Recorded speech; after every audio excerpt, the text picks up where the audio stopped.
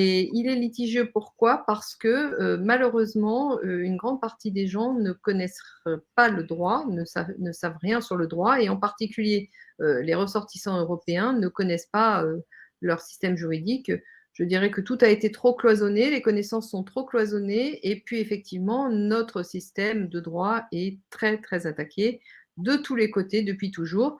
Donc justement, il y a un moment où, à force d'être attaqué, soit on disparaît, soit on s'insurge, on se rebelle et on remet, des limites face à nos attaquants.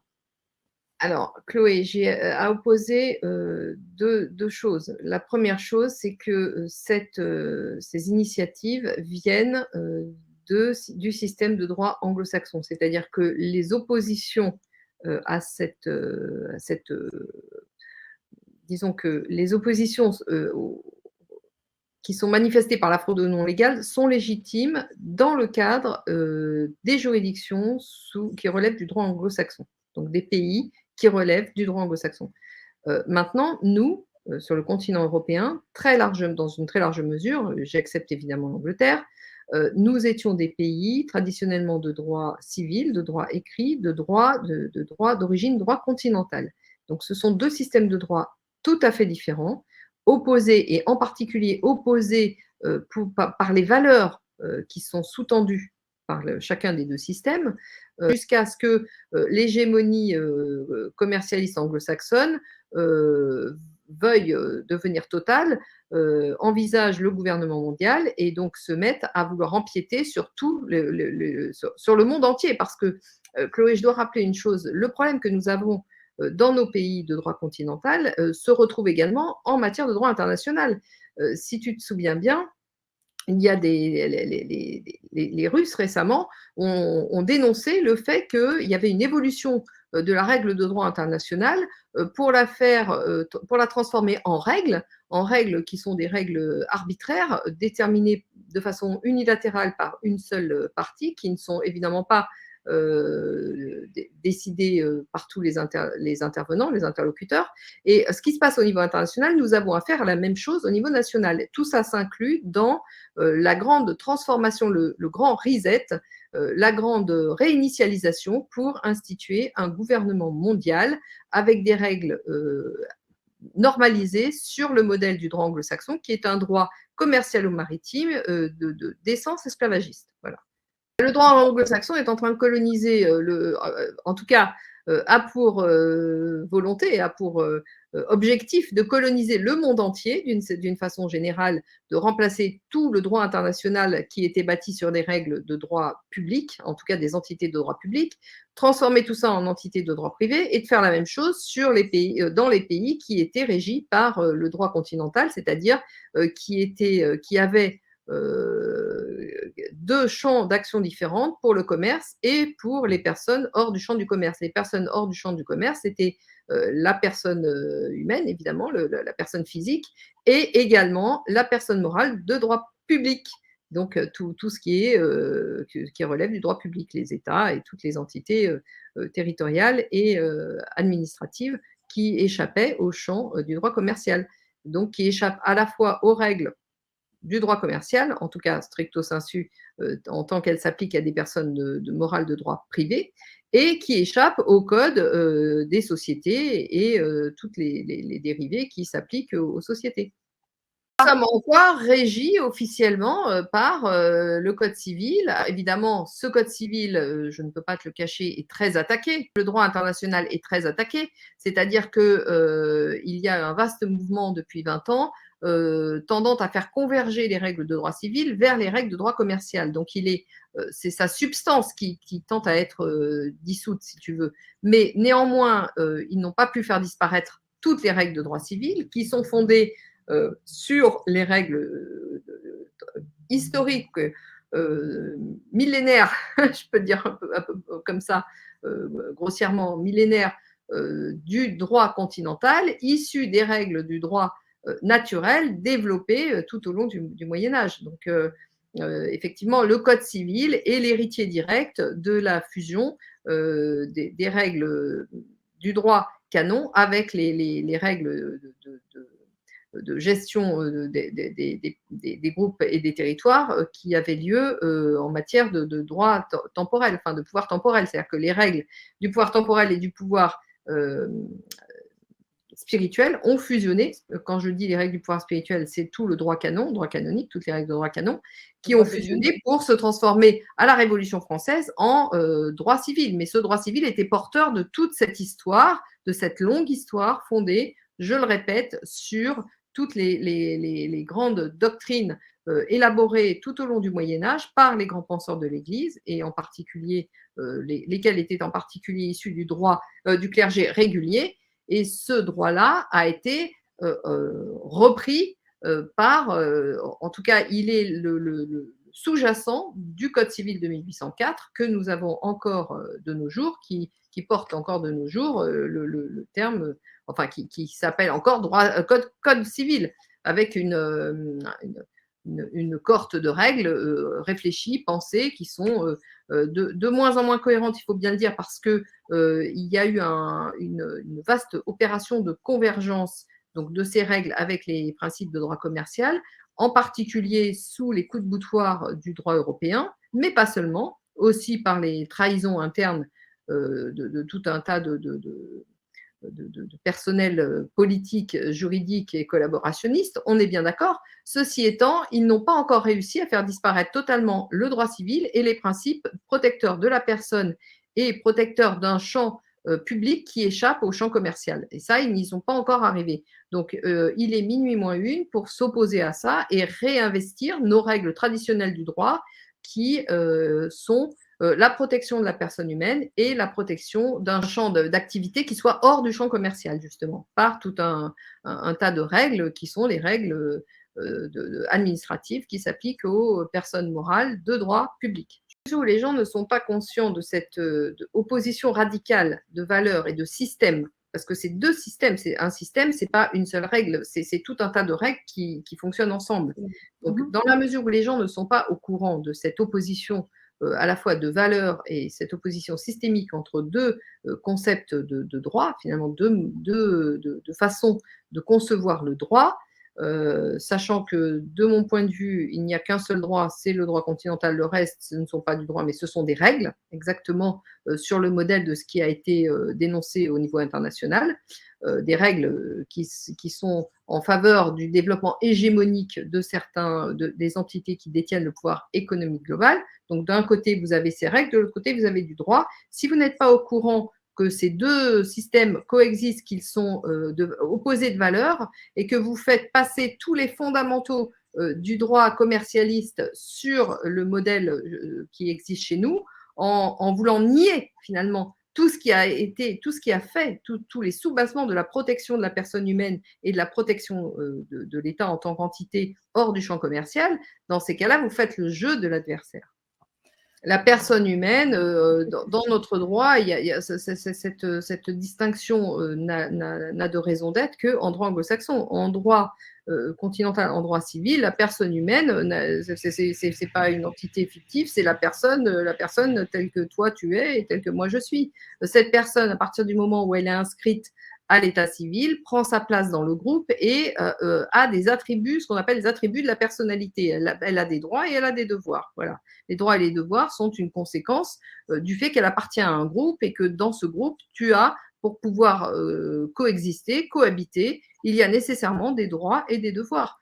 Mais ceci étant, ça ne change rien au fait que la personne physique est une entité réelle et pas une entité fictive au même titre que la personne morale. Une personne morale est une entité fictive, mais une personne physique n'est pas une entité fictive. Personnalité juridique, c'est les attributs que le droit accorde au fait que tu es enregistré comme appartenant au groupe. Tu comprends? Mais ça ne porte pas atteinte à ta qualité de personne humaine. Enfin, c'est le fait que comme tu entres dans un groupe, eh bien, tu as des droits et des devoirs. Et basta, c'est tout. Je veux dire, il n'y a pas de sujet de ce point de vue-là, en droit continental du moins. L'état civil n'a jamais été une fiducie. Je rappelle quand même que la fiducie est arrivée en droit français en 2007. L'état civil ne date pas de 2007, à ce que je sache. l'état civil dans nos pays et l'héritier des registres paroissiaux qui n'ont jamais été dans le champ commercial, qui n'ont jamais été des entités commerciales. Le registre paroissiaux, c'est une façon de dire, voilà, quand une personne naît, eh bien, elle rentre dans la communauté et donc elle a sa place dans le groupe. De la même façon que quand il y a quelqu'un qui décède, bon, bah, on note qu'il n'est plus là, voilà. C'est pas C'est parce ça, que j'ai vous êtes inscrit dans un pas dit. registre du commerce que ça vous transforme automatiquement en entreprise. Je rappelle quand même qu'un État a la caractéristique suivante, c'est que c'est une personne morale de droit public, donc hors du champ commercial. Si vous avez des gens à l'autre bout de la planète qui veulent vous inscrire sur un registre du commerce, ou si vous-même vous vous inscrivez sur un registre du commerce que vous avez vous-même créé, donc ça suppose quand même que vous êtes au-dessus de ce champ commercial, puisque c'est vous qui établissez la règle, eh bien, ça ne change pas la nature profonde de ce que vous êtes. C'est pas parce que l'État a été inscrit par les entités, par les gens qui relèvent du droit anglo-saxon sur des registres du commerce internationaux, que ça change la nature de personnes morales de droit public de votre État. Absolument pas. Je veux dire qu'on ne maîtrise pas ce que les autres font de vous. Mais il faut quand même comprendre qu'en droit anglo-saxon, la personne morale de droit public n'existe pas. Donc, il n'y a que la personne physique ou la personne corporation. C'est le système juridique qui est à la base du développement du droit international, je le répète, qui est à la base du développement aussi de la civilisation occidentale. C'est un système dans lequel une partie non négligeable de tout ce qui fait société est hors du champ du commerce. D'accord, Chloé? Le système anglo-saxon a dérivé à partir du 15e, 16e siècle pour devenir un système de réglementation hégémonique au profit de ceux qui détiennent les capitaux. Ce qui n'a pas été du tout le cas, ce qui n'est historiquement et ce qui n'est théoriquement aujourd'hui toujours pas le cas dans les pays de droit continental. Le droit civil dans nos pays est considéré comme le droit commun. Donc, c'est celui qui s'applique en priorité et qui s'applique de façon générale, et en particulier à la personne humaine. C'est une évidence. Un juge, Chloé, est obligé d'appliquer des textes. Quelles que soient ses bonnes ou mauvaises intentions, il est obligé d'appliquer des textes. Et effectivement, notre droit a été aussi rendu confus par cette confrontation et par le fait qu'il y a eu des personnalités mal intentionnées qui ont voulu interpénétrer des règles étrangères à notre système dans notre système. Effectivement, aujourd'hui, il n'est pas rare de trouver des règles qui soient contradictoires.